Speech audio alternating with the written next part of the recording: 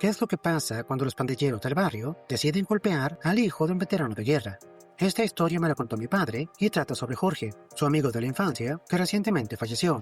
Mi padre y Jorge vivieron su infancia en una ciudad que era bastante próspera, en lo que ahora se conoce como el Cinturón de Óxido. En esta ciudad, si te graduabas de la preparatoria, prácticamente tenías asegurado un trabajo en la principal planta automotriz de la ciudad. Jorge era uno de ellos, mi padre no. Él aceptó una beca para la universidad de sus sueños y poder estudiar ingeniería, pero durante los fines de semana y los días festivos, volvía a casa y pasaba tiempo con sus amigos, incluyendo Jorge. Una tarde, a mi padre lo llama la abuela. Cuando estaba saliendo del trabajo, Jorge fue agredido. Le habían dado una paliza tremenda y por un tiempo parecía que no viviría. Pero, milagrosamente, Jorge se pudo recuperar, pero quedó tan mal que tuvo que jubilarse anticipadamente y pedir una baja por discapacidad. Mientras estaba de visita en casa, Walter, el padre de Jorge, apartó a mi padre y le preguntó si conoció un tal Flynn. Mi padre le contestó que sí, había escuchado que era un buscapleitos del barrio. Le preguntó a Walter por qué, y Walter le contestó que habían encontrado la cartera de Flynn junto al cuerpo de Jorge, y los paramédicos se la dieron. Al principio habían pensado que la cartera era de Jorge. No se me ocurre por qué no la revisaron. Lamentablemente la ciudad estaba atravesando por dificultades financieras, debido a la corrupción y en general una mala gestión. El asunto era tan grave que no había suficiente dinero como para pagar por la policía durante los fines de semana. Y no estoy bromeando. Desde las 8 de la noche del viernes hasta las 6 de la mañana del lunes, no había ni un solo policía de servicio. Dado que el asalto a Jorge pasó un viernes por la noche, no había mucho que se pudiera hacer. Mi padre le preguntó a Walter qué pensaba hacer al respecto. Con un semblante serio, Walter lo volteó a ver y le dijo: «Yo me ocupo de mis asuntos». Walter era un veterano del ejército que había servido durante la Segunda Guerra Mundial y también la Guerra de Corea. Nunca hablaba de su experiencia, afirmando que en el ejército él era un técnico de radio y que nunca salió de la base. Jamás le contó a nadie la verdad, ni siquiera a la madre de Jorge, su esposa. La historia completa nunca fue contada hasta después de la muerte de Jorge, cuando, entre sus cosas, apareció una carta que Walter había escrito antes de fallecer. Tras darse cuenta de que Flynn era una de las personas responsables del ataque hacia Jorge, Walter contactó a sus amigos. Walter era un tipo simpático, del tipo que hace amistades en un abrir y cerrar de ojos. Todo el mundo estuvo de acuerdo en que había que hacer algo, y así empezó la operación, la venganza de Jorge. Tanto Walter como sus amigos empezaron a observar a Flynn. Lo vigilaban. Pasaron varias semanas, pero finalmente Flynn y sus amigos, Mac y Zeno, fueron escuchados alardeando del ataque. Ahora sabían a quién atacar. Pasaron a los siguientes pasos. Los amigos de Walter, algunos de los cuales ocupaban puestos importantes, decidieron llamar a sus amigos en la planta donde los tres trabajaban. Resulta que sus amigos eran todos sindicalistas. En ese entonces, el sindicato era de taller cerrado, y estando bastante molestos por lo que había pasado con Jorge, decidieron complicarles las cosas. En el último minuto, retiraban herramientas esenciales para mantenimiento de emergencia. Los reasignaban a puestos para los cuales no estaban capacitados, y les cambiaban los horarios para que les tocaran los peores turnos, solo por mencionar unas cosas. Aparte, también iniciaron una campaña de rumores para que todos en la planta supieran lo que había pasado. Por aquel entonces, en esa ciudad, a quien conocías y lo que todos pensaban que habías hecho era suficiente para encumbrarte o hundirte. Lo que estaban intentando era que renunciaran, y después de un año más o menos, los tres habían dimitido. Estaban bastante molestos por el trato que recibían, pero Walter y sus amigos aún no habían terminado, ni mucho menos. Tras unas cuantas llamadas telefónicas y unas cartas anónimas, Flynn, Mac y Zeno se quedaron sin trabajo en el distrito. Como no los habían despedido, ninguno de ellos tenía derecho a indemnización, ni nada parecido. Pronto se quedaron sin dinero, pero no podían irse de la ciudad, debido a que por los rumores, todo el mundo ya se había enterado de lo que le habían hecho al pobre Jorge. Durante el resto de sus vidas, tanto Walter como sus amigos vigilaron muy de cerca a Flynn, Mac y Zeno, y justo cuando parecía que iban a empezar a mejorar sus vidas, la campaña de rumores volvió a empezar, y cualquier mejora se iba. Los tres hombres terminaron sin hogar, alcohólicos y en la miseria, sin poder siquiera recibir ayuda del Estado, y eso en un Estado que era conocido por ser bastante generoso con la gente que se encuentra en apuros. Walter y sus amigos planearon un plan B para continuar con la tortura hasta que los tres hombres murieran, utilizando la siguiente generación. De esa manera, a esos tres hombres nunca se les va a olvidar lo que le hicieron a Jorge. A estas fechas, nadie pudo averiguar nada sobre Flynn, Mac o Zeno, pero no me extrañaría para nada que los tres aún siguen atrapados y completamente miserables. En los comentarios hay muchas personas diciendo que les hubiera gustado que los matones supieran por qué sus vidas fueron tan miserables. Yo quiero pensar que sí lo sabían. Digo, estoy seguro que los chismes también llegaron a ellos. Tuvieron que enterarse sí o sí. Lo que yo quisiera saber es qué fue lo que hizo Jorge para ganarse una paliza. Sea lo que sea, apuesto que los matones rápidamente se dieron cuenta que no valió la pena. Aunque claro, para entonces ya era demasiado tarde. Un amigo le tendió una trampa a mi padre y casi acaban con su vida a golpes. Mi abuelo se vengó de todos los implicados.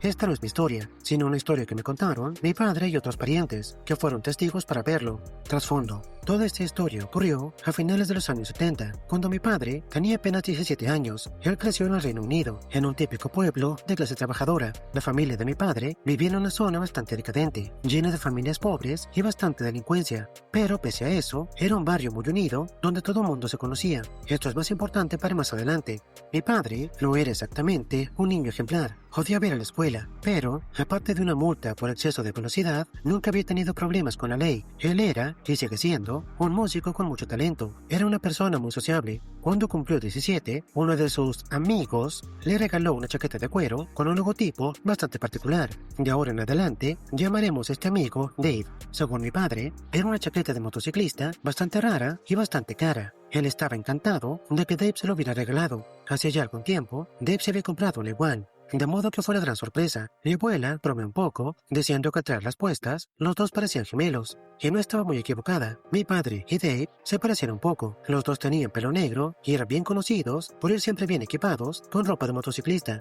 Mi padre trabajaba de camarero. Unos días después de su cumpleaños, estaba saliendo del trabajo, pasadas las 10 de la noche, en el centro de la ciudad. Cuando estaba acercándose a donde había aparcado su motocicleta, una pandilla de 5 hombres se le acercó por detrás. Lo último que mi padre recuerda fue un golpe en la cabeza y desmayarse al caer al suelo. Esos hombres lo golpearon con cadenas de motocicleta y también una palanca. Casi acabaron con su vida, pero, por suerte, 2 porteros de un bar cercano escucharon lo que pasaba y rápidamente fueron a ayudar. Los hombres huyeron. Los porteros rápidamente llamaron a la policía y llevaron a mi padre al hospital. Resulta que Dave tenía una adicción al juego bastante grande y debía bastante dinero al tipo de gente a la que no conviene deberle nada. Lo habían amenazado y le dijeron que lo iban a buscar para enseñarle una lección, de modo que Dave tendió una trampa para mi padre, para que la paliza la recibiera él, para que no lo golpearan a él, o por lo menos para ganar tiempo. Por eso le compró a mi padre la misma chaqueta que usaba él, y la que los hombres sabían que él usaba siempre que andaba en moto. Después le pidió a un conocido que averiguara a qué hora mi padre salía del trabajo, y llamó a los usureros para avisarles en dónde estaba Dave.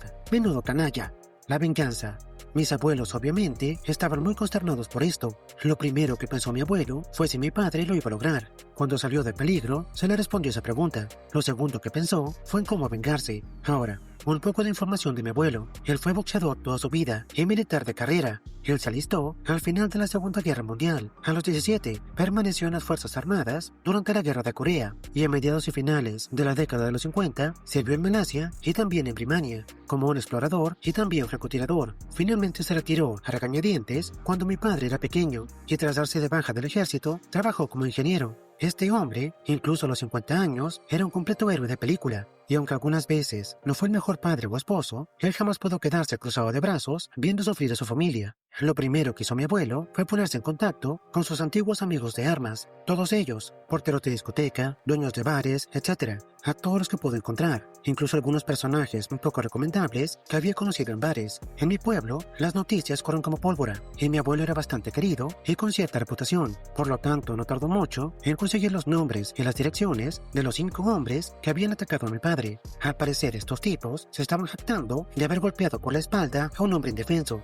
Eran delincuentes habituales, con fama de ser violentos, pero a mi abuelo le importaba un bledo quiénes eran o lo que hacían. Entonces mi abuelo se puso en contacto con algunos de los tipos más peligrosos y duros que conoció en el ejército. Les contó lo que había pasado y todos y cada uno de ellos estuvieron dispuestos a ayudar. Tiempo después, en la misma noche, el grupo tumbó las puertas de las casas de los 5 delincuentes. Los golpearon a todos. Ellos sabían perfectamente que si solo golpeaban a uno, los demás al enterarse escaparían. De tal modo golpearon a los 5 en la misma noche. Mi abuelo sabía que nadie llamaría a la policía. En la zona donde vivían, hablar con la policía era muy mal visto, especialmente en aquel entonces. Por lo tanto, era poco probable que los descubrieran.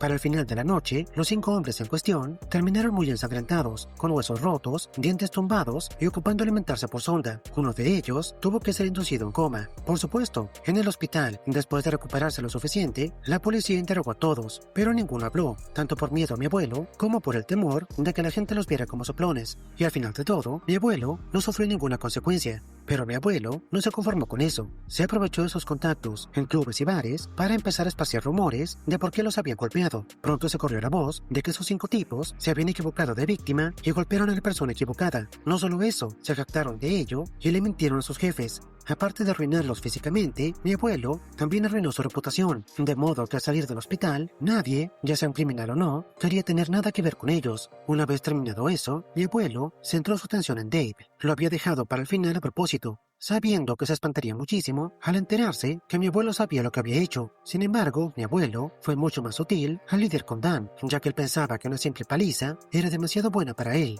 Así que esperó y preguntó por ahí. Resulta que Dave no era únicamente un jugador compulsivo, sino que aparte recientemente se había vuelto un adicto a los narcóticos empedernido. Mi abuelo averiguó a quién le estaba comprando los narcóticos, también cuándo y en dónde solía hacerlo. Después le pidió a un amigo que siguiera a Dave la próxima vez que fuera a comprar. Le pidió que lo siguiera y después que le avisara a mi abuelo. Entonces mi abuelo llamó a la policía de forma anónima para avisarles que se estaba llevando a cabo una gran venta de narcóticos en la dirección de Dave. También les dijo que piensa que escuchó disparos.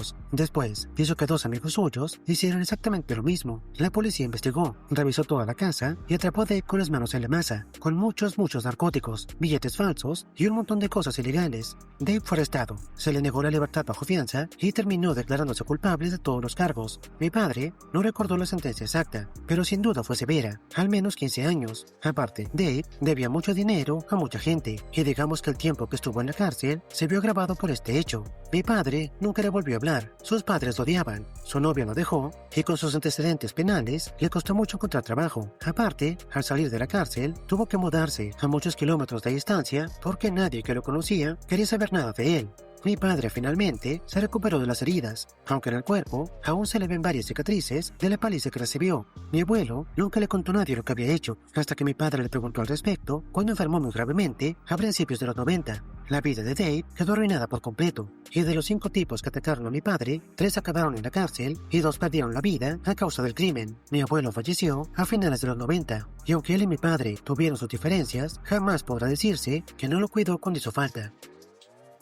Quise contar esta historia después de la primera, porque en la primera historia, en los comentarios, mucha gente dijo que esperaban que el abuelo usara un poco más los puños, tal como el abuelo de esta historia. Y ahora, aunque ambos grupos de matones cometieron un crimen terrible, siento que la venganza física, y me refiero a las palizas, fueron más merecidas en esta historia, porque en la primera, la golpiza seguramente pasó a causa de una tontería, pero en esta historia, la golpiza fue a causa de una traición. Siento que eso lo hace mucho más personal, duele más, y por lo tanto la venganza tiene que ser mucho más dolorosa.